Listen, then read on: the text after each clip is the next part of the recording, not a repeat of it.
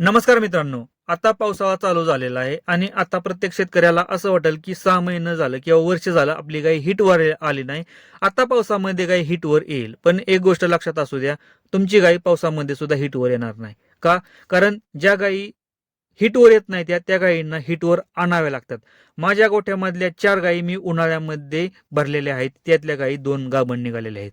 आपण कशा प्रकारे गायी हिटवर आणतो हे प्रॉपर माहिती आपण व्हिडिओमध्ये सांगणार आहे. व्हिडिओ शेवटपर्यंत बघा.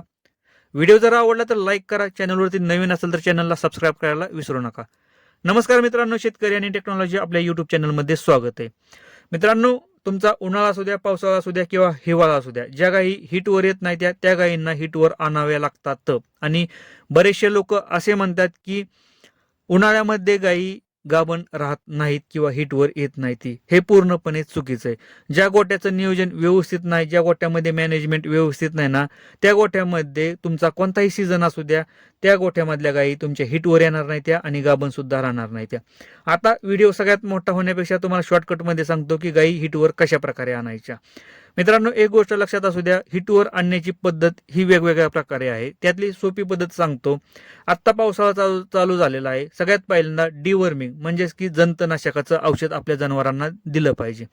जंतनाशक सगळ्यात पहिल्यांदा कोणतीही ट्रीटमेंट करण्या अगोदर आपल्याला म्हणजे हिटवर येण्याची ट्रीटमेंट करण्या अगोदर आपल्याला जंतनाशक हे देणं गरजेचं आहे.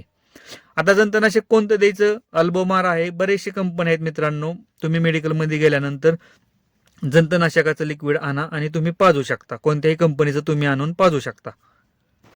जंतनाशकाचं औषध दिल्यानंतर बऱ्याचशा टायमिंगला गायी हिटवर येतात. जरी नाही आली तरी काही टेन्शन घेऊ नका, कारण आपण मित्रांनो आहे अजून. जंतनाशक दिल्यानंतर मित्रांनो आपल्याला डॉक्टरांना बोलवायचं आणि डॉक्टरांकडून आपल्या गायीची पिशवी चेक करून घ्यायची. पिशवीमध्ये काय चेक करायचं? गायीच्या ओविरीवरती जर फॉलिक्युलर सिस्ट किंवा कार्पस लुटियम असेल मित्रांनो, ह्या चेक करून घ्यायच्या. ओविरीवरती गाठ तयार झाली का हे चेक करून घ्यायचं. आणि गाठ जर तयार झालेली नसेल मित्रांनो तर सगळ्यात भारी गोष्ट आहे, जर गाठ तयार झालेली असेल, शिस्ट त्याला बोललं जातं, त्यावरती आपण सेपरेट व्हिडिओ बनवले, ते पहिल्यांदा जाऊन बघा. त्यावरती कोणती ट्रीटमेंट करायची. जर गायीच्या पिशवीमध्ये इन्फेक्शन असेल म्हणजे गायीच्या आपण डॉक्टर ज्या टायमिंगला हात टाकतात त्या टायमिंगला थोडीशी मसाज केल्यानंतर घाण जर आली मित्रांनो तर आपल्याला गायीची पिशवी साफ करून घ्यायची. जर उन्हाळ्यामध्ये यायच्या आधी जर गायीची पिशवी साफ करून घेतलेली असेल तर सगळ्यात भारी मित्रांनो, आपल्याला पिशवी साफ करायची गरज नाही.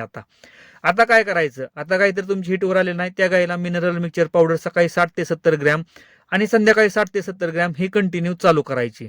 पहिल्यांदा डिवर्मिंग करायचं मित्रांनो. परत आपल्याला पिशवी साफ करून घ्यायची जर साफ केली नसेल तर.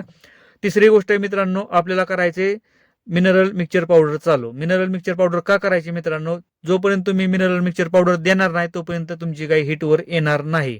फक्त मिनरल मिक्सचर पावडर देऊन गाय हिटवर येत नाही मित्रांनो अशा टायमिंगला. त्याला आपल्याला फॉस्फरसची ट्रीटमेंट करायची. आता फॉस्फरसच्या ट्रीटमेंटमध्ये तुम्हाला डॉक्टरांची गरज पडणार आहे, कारण आपल्याला इंजेक्शनांचा कोर्स करावा लागणार आहे 4 दिवसाचा. त्यामध्ये मित्रांनो इंट्राव्हिनस म्हणजे आपल्याला रक्तामध्ये देता आलं तर डॉक्टरांकडून रक्तामध्ये द्या. टोनोफॉस्फेन नावाचं इंजेक्शन आहे आणि डोस ठेवायचा आहे 12 ml पर डेचा. Per day. जर इंट्रामस्क्युलर देत असतील तर काही नाही मित्रांनो प्रॉब्लेम. तर इंट्राव्हिनस शिरममध्ये देता आलं तर सगळ्यात भारी गोष्ट आहे. जर डॉक्टरांना जमत नसेल किंवा डॉक्टर देत नसतील तर इंट्रामस्क्युलर तुम्ही द्यायला हवा. 4 दिवस आपल्याला 12-12 ml चा डोस द्यायचा आहे 4 दिवस. आता यामध्ये गायी चान्सेस राहतात हिटवर यायचं.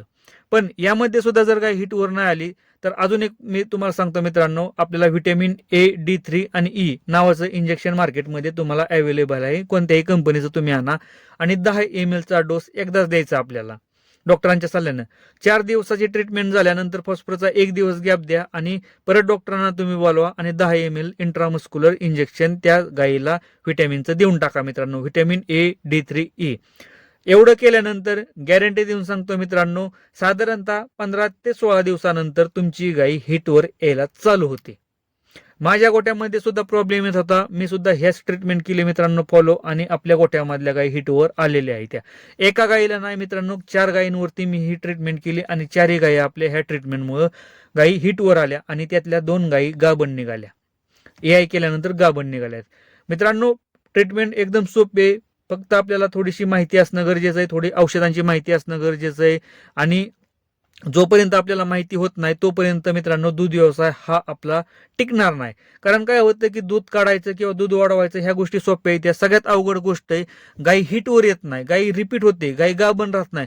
सगळ्यात अवघड गोष्टी आहेत त्या. आणि ह्याच गोष्टी आपण आपल्या युट्यूबच्या चॅनलच्या माध्यमातून सगळ्या लोकांना, सगळ्या शेतकऱ्यांना सांगत चाललोय की कशा प्रकारे आपण गाई हिटवर आणतो, गाई गाभण करतो मित्रांनो. त्यासाठी चॅनलला सबस्क्राईब करा मित्रांनो.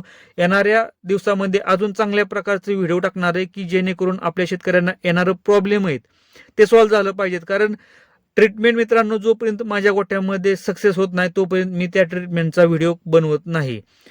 त्यामुळे मित्रांनो ज्या ट्रीटमेंट सक्सेसफुल झालेल्या आहेत, ज्या ट्रीटमेंट माझ्या चांगल्या झालेल्या आहेत त्याच ट्रीटमेंटवरती मी व्हिडिओ बनवत आहे आणि बनवत चाललेलो आहे. त्यासाठी मित्रांनो माझे व्हिडिओ आहेत बरं. जर शिस्ट तयार झालेले असेल गाईच्या गर्भाशयामध्ये त्यावरती ट्रीटमेंट आहे. असं नाही की तुमची गाय कधीच हिटवर येणार नाही किंवा कधीच गाभण राहणार नाही, हे पॉसिबल नाही मित्रांनो.